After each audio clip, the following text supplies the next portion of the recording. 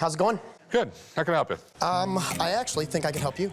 I have what I'm hoping is a very, very old, very rare coin. Cool. I figured I'd come in and see if it's worth what I think it's worth, which is a substantial amount. Okay. It sounds like you're in the sales business.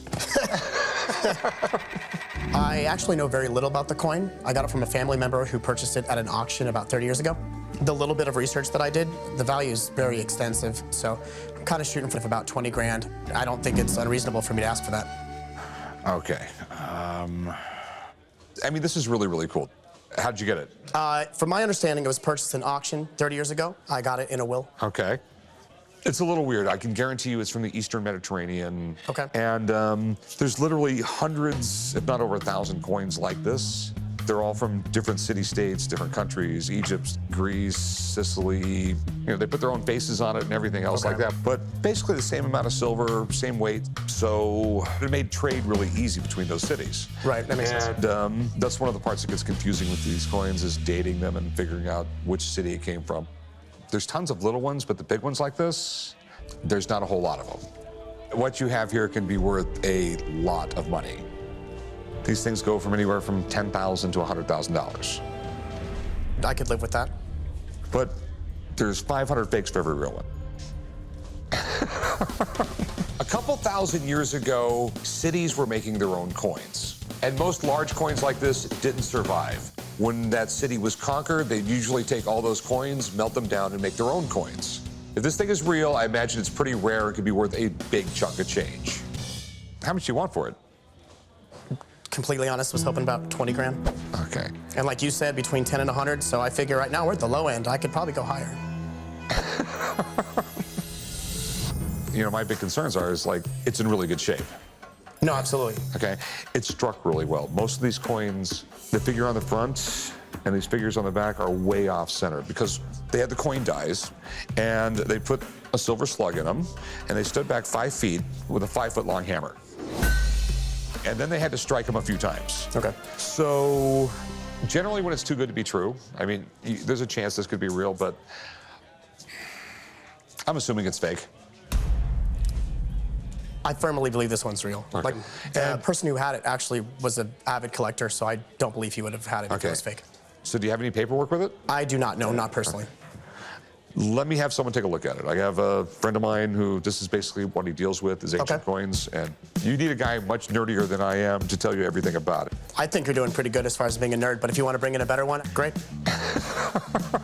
Just give me 5 minutes. I'm going to someone Sure, call. no problem, thank you. He's calling in an expert, which is only going to help my team. Like, I know this thing's real. I have a feeling that he's going to be pleasantly surprised. This is the deal. Is it real? Wow. A Syracuse decadraм. I just know there's like 500 fakes of these for every real one. The decadrams of Syracuse are among the most sought after of all ancient coins. So if this is real, this is a home run. What year? 400 to 360 BC, right in that range. Yeah. Okay. This is a chariot scene, crowning the victorious charioteer. So who's the person on the front? This lady is Arethusa, a water nymph. You know, fresh water was very important to the ancients, and they revered it, and they had nymphs that represented it. Only he would know this. Sorry. You brought in a legit nerd, yes. Yeah. So is it real? Let me take a look. If it's real, it's worth a pretty penny.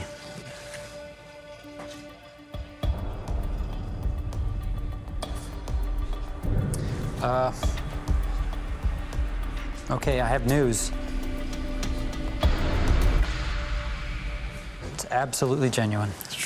Absolutely genuine. That's awesome. Okay. All the features line up. It has great metal quality. The strike is excellent. And cast counterfeits have a soapy look to them. On this coin, everything was razor sharp. So how much money we got here?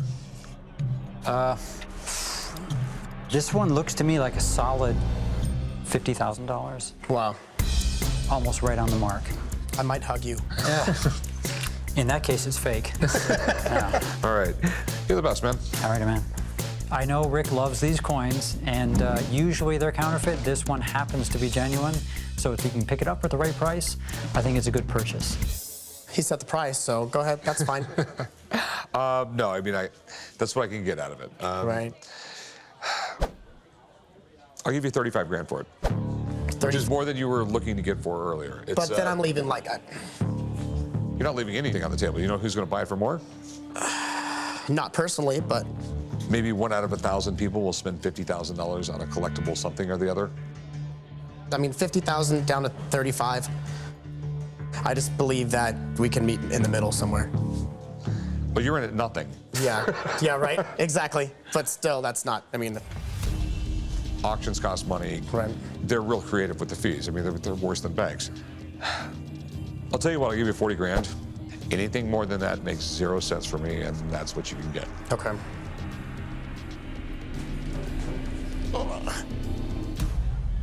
40,000's fair. Okay, all right, cool, man, this is great.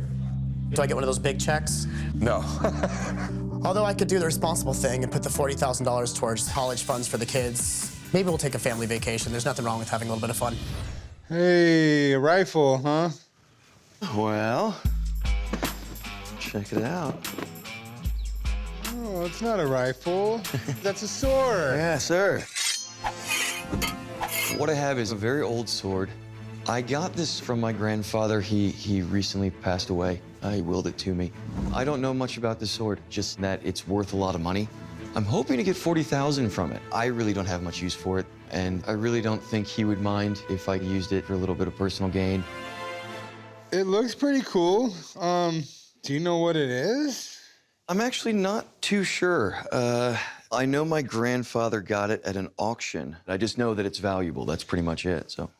At first glance, it's amazing. It's very ornate. It's got some very cool detail, like the head of Medusa, what looks like a lion right here, a date of 1810 on it with some Russian writing. Let's take it out here. Ooh, that's nice. Careful, it is sharp. Yeah. That's really weird right there. That's Arabic writing. I'm kind of puzzled here. I mean, it's got Arabic on the blade. It's got Russian writing right here. It's dressed up really nice and fancy, almost like a dress piece, you know what I mean? I'm just kind of at a loss here. What are you looking to do with it? I'm looking to sell it. And how much are you looking to get? Well, I was looking for 40,000. 40,000 seems like a stretch to me.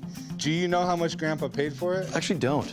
My uncle was telling me, though, that he did pay a pretty penny for it. Well, this blade is so nice, and the sword is so ornate. It's too much going on here for me to decipher.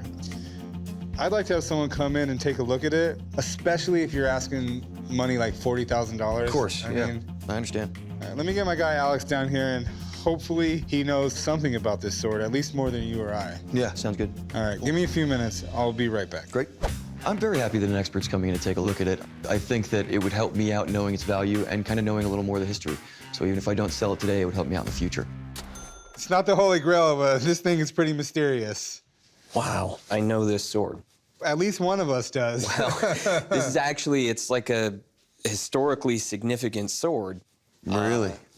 Do you mind if I touch it? Go for it, yeah. Oh my gosh. Yep. So this sword belonged to a Russian prince. That name, Ivan Ivanovich Odevsky. He was a Hussar, and he was killed at the Battle of Brienne in France in January 1814 by Napoleon's troops. Wow. He was a war hero, and this guy gets killed with this sword on him. Whoa. So, That's what I was confused about. It has an Arabic mark on the blade. yeah, this Arabic writing means it came out of Persia, which wouldn't be uncommon for this. So this was built with the intention of being like a head of state sword, because this is about the finest blade you could put on it. And I mean, this thing is massive, and you can hold it and feel like, It's got some weight to it. doesn't yeah, and it? it's well balanced. So It'll definitely take an arm off, that's for this sure. was not just a ceremonial sword. This was also a battle sword. But it does have a ceremonial feel to it, Oh, right? you're completely right. It's about as fancy as they come. I mean, it's beautiful. I mean, it's really second to none. I've never seen you speechless. It's just, you know, you hear about these things, you never really think you're gonna like walk in and see it. What kind of value do you think this has? So here's the thing.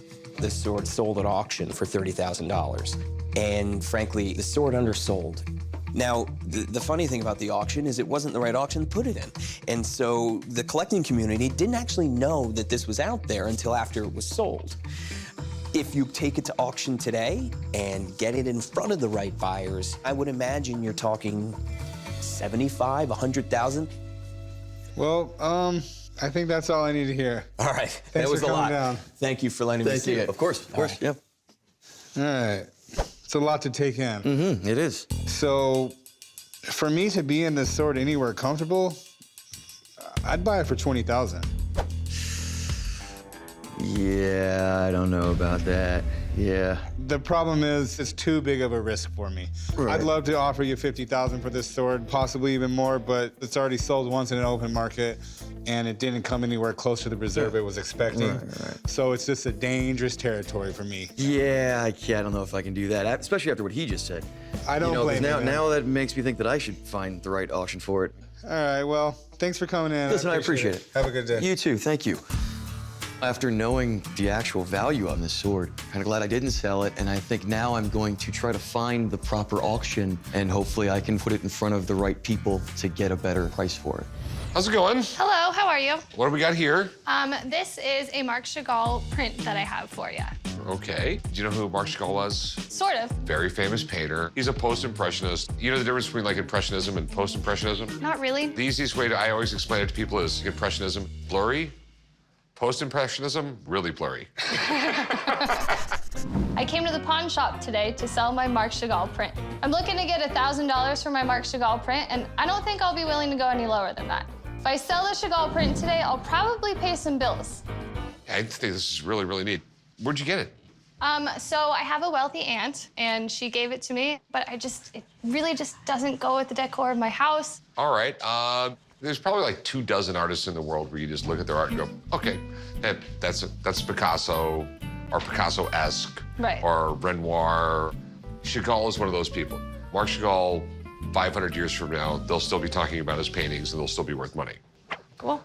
He lived a long time. He lived into his 90s, I think it was. Wow. This guy was hanging out in Paris with like Renoir and Picasso and all those guys back at like the turn of the century. I mean, just like there was all these new artists popping up everywhere and these new styles of painting. If you ever get a chance to go to Paris, Okay. go to the Paris Opera House. He painted the entire ceiling. Oh, wow. And it looks like a lithograph. Litho means stone and graph means writing. Okay. So it's stone writing. So originally what it was is they would take stones, I mean, a big giant piece of limestone, completely flat, and they would etch into it the image, Oh, wow. okay? One for each color. So on each impression, you would carve in what would be blue. You would ink the stone, Put the paper on top. then put like a 2,000-pound stone on top of it, and press the ink into the paper, and then move on to the next stone for the next color, and then the next. That's quite the process. Yes, and over the years, they've changed that process, made it a lot simpler, but that's basically lithography. Okay. So how much you want for it? Maybe around $1,000 or so. Did you get any paperwork on it? I don't have any paperwork with it. Okay, so we'll call it Marc Chagall-esque until we make sure it's. Yes. Yes. Okay, give me a minute or two. Let me get someone down here to take a look at it so we can figure out exactly what it is. Sounds okay? great. I'll be right back. Tried to be an artist, but sausage fingers, I barely hold a brush. So it looks Chagall. That is an image by Chagall. So Chagall discovered lithography after he was already very, very famous. He started doing lithography at the age of 63. But the person he learned it with was the absolute master, Morlot. Chagall brought his skills as a painter and as a colorist to this medium, and he changed the standards of all lithography. This is Captain Bryaxis's dream. In fact, it's one of his most famous images. It's rumored he literally just slept on the floor of the print shop during the production of this particular work to ensure his colors, because the color was really the key to Chagall. That's the thing that set him apart. With Chagall, usually I see like images and a white background. Yeah, it's very dark, but this particular image is from a work called Daphnis and Chloe. It's a 2nd century Greek poem. This was put out as a illustrated book. If you look very closely, you're gonna see a bit of a crease here. And that's because this is a double panel work. So it's a little more valuable, and it's the only double panel that was in the overall set. Okay. So the big question, what's it worth? If this was in a gallery in San Francisco, New York, it's worth at least $8,000. Awesome. Okay. All right, sweet, dude. I appreciate it. Thank you very much. All right, good luck to you guys. So you still want $1,000? No, obviously. I'd like a little bit more than that now. I understand that. I'll tell you what, I'll give you $3,000 for it. Well, that's kind of low. He just said it was 8. That's in a nice gallery in New York or San Francisco where they have really high markups. Got What's a your nice best- establishment what is your here. best price on it? Lowest, 6,000. I'll give you $4,000. 5. I'll give you $4,500, not a penny more. I'll take 45. Deal. I'll meet you right over there and do some paperwork. Cool. Thank you very much. This is what happens when you call it an expert. You pay more money. What can I help you with? I have this signed picture. Benjamin Harrison. Hey, Corey. It's like your great-great-uncle twice removed from your second cousin. Do you really believe we're actually related to that guy? Grandpa says we were. I've met your grandfather, and he was a liar. It was given to my dad when he was a young child, so it's been in a box for about 70 years. My parents just celebrated their 60th wedding anniversary, and I would like to send them on a trip if possible. I'm really hopeful that this is going to be my lucky day. You know your grandfather's middle name is Benjamin, and your great-grandfather's middle name was Benjamin. They were named after him, I believe. Whatever. You see any resemblance? I do. Yeah, he's bald and he's got a gray beard. All in all, a pretty good president. He passed the Sherman antitrust law to try and beat up the monopolies, but it was another 20 years later with Teddy Roosevelt who really started cleaning up the trusts. Where did you get it? Well, we had it in our family for about 70 years. It was part of a photo album, and this one was signed. Okay, this is a cabinet card. They were pretty popular from like the late 1860s to right around 1900. So a lot of people had the picture of the president in their house. How much do you want for it? 500. I doubt if that's a signature. I'm just assuming it's someone just wrote it on there so they know who it was. I mean, that looks like a signature. Well, remember, they didn't print anything. Everything was written. I'll call somebody down here, but if it's not a signature, it's worth like 10 bucks. All right? Okay, thank you. Most cabinet cards aren't worth the paper they're printed on. So normally, this would be a pass. But a cabinet card actually signed by a president, now that's a different story. And not just because, supposedly, I'm related to this guy. Benjamin Harrison. Our 23rd president. According to my grandma, he's a relative of mine. They look identical, don't they? No comment. This size of photograph is known as a cabinet card because it was large enough that you put in your cabinet, and if you're sitting on your sofa in your parlor, somebody could see it without squinting. Cabinet cards today are actually relatively common. I've gone to book and photography shows where some dealers have binders and binders. They can be of people, they can be of scenes, and they do remain relatively durable. Is that his signature? Okay, well, there are two questions I have to answer first. Sometimes when these were printed up, the signature of the person was printed on at the same time. So I have to make sure that this is actually signed in ink. So I'm just gonna look through here. Yes, and it does appear to be signed in ink. It's not a printed on signature. Now, the second question is it actually the signature of President Benjamin Harrison? And I brought along some examples here. And there are a few things I look for with the Benjamin Harrison. First, there's about a 30-degree slant on a signature. So I'm gonna come over here and look.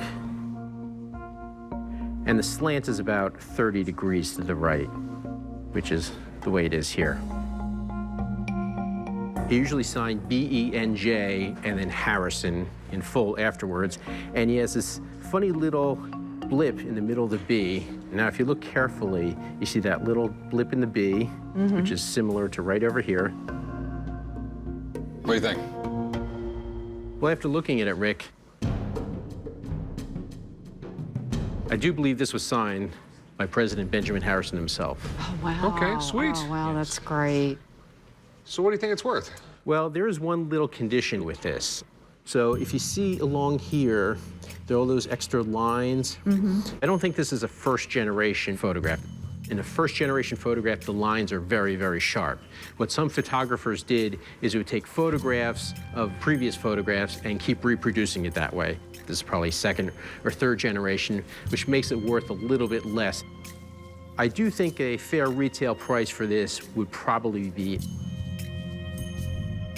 about $1,250. Wow. I didn't think it would be worth that much. That's great. Yeah, people who collect presidents and presidential signed photographs would have an interest in it. They're not common items by any stretch of the imagination. It's a nice little piece of American history here. Yeah, it really is. Wow. Hey, thanks for coming in, man. Anytime, Rick. Appreciate nice it, to see you man. again, Corey. Good luck with Thank it. you. So, So $500, no problem. can you go a little bit higher? I give you like $700 for it. That's the best I could do on it. Really? Could you do 8? Really? You just wanted 5, and now I'm offering you 7. Right. I have to frame it up. I have to do some other things. Could you do $750? I guess we really shouldn't have called Stuart in, huh? Yeah, yeah, I'll give you the $750. It's a deal. Thank Okay. you. All right, you want to write her up, son? Come with me. I feel that we settled on a really good price of $750. I feel that that was a fair price. It's all about the Benjamins.